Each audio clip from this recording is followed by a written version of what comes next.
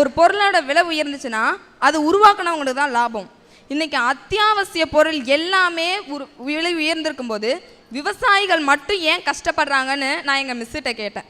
எங்கள் மிஸ்ஸு சொன்னாங்க, அடி பாவி, நீ கூட தான் மேக்ஸ் பாடத்தில் கோட்டை மேலே கோட்டையாக கட்டி வச்சுருக்க, எங்கேயாவது நீ அதை மாற்றிக்கிறியான்னு. மிஸ், நானும் ட்ரை பண்ணுறது ரொம்ப கஷ்டமாக இருக்குது, நீ கேட்ட கேள்வி அதை விட கஷ்டமாக இருக்குமா அப்படின்னாங்க. இன்னைக்கு கந்து வட்டிங்கிற ஒரு கலாச்சாரமே இருக்கிறது உங்கள் கிராமத்தில் தானேங்க. சரி, கிராமந்தான் இப்படி இருக்குது, நகரத்துலையா நிம்மதி கிடைக்குதுன்னா அங்கே அதை விட மோசம். தம் பிள்ளை நல்லா படிக்கணும், நம்ம குடும்பம் முன்னேறணும் அப்படின்ட்டு தொழிற்சாலை போய் ராப்பகலாக உழைச்சிட்டு ஒருத்தன் வீட்டுக்கு வருவான். அவங்க மனைவி சாப்பாடு எடுத்து வைப்பாங்க.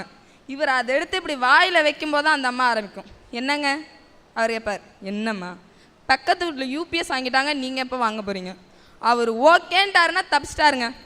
இல்லைன்னோ இல்லை அப்புறம் பார்த்துக்கலாம்னு சொன்னாருன்னா மனுஷன் அன்னைக்கு நூடுல்ஸ் தான். அவங்க முடிச்சோடனே வீட்டு ஓனர் வருவார், தம்பி வீட்டு வாடகை 2000 ஏற்றிருக்கேன், கொடுத்தா கொடு, இல்லாட்டி நடைய கட்டும்பார்.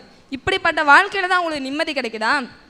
இன்றைக்கி சிட்டியில் ஒரு இளைஞன் பைக்கை ஸ்டார்ட் பண்ணாலே அவன் வேகமே 100ல் தான் இருக்கும். ஏங்க அவன் 100ல் போகிறான்? 108 இருக்குங்கிற நம்பிக்கையில் அவன் 100ல் போகிறான்.